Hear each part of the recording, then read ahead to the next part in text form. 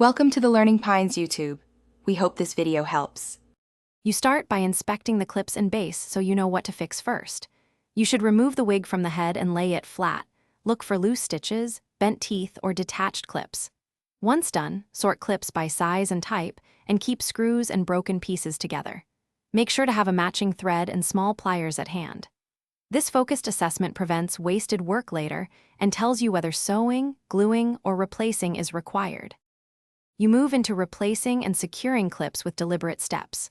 First, detach the damaged clip by snipping thread and prying out prongs, taking care not to widen holes in the base.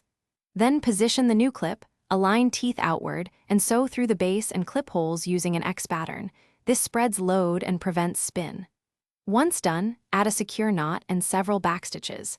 If the mesh is fragile, make sure to add a dab of seam glue. You finish by trimming stray threads and testing the wig on your head or a mannequin to assess stability.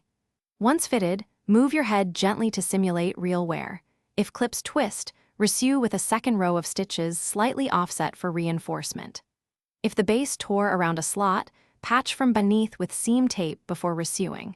And if the wig slips despite repairs, try larger tooth clips or add thin wig tape between clip and base. This simple fix often resolves persistent slipping. Thanks for watching. Consider subscribing if we helped you.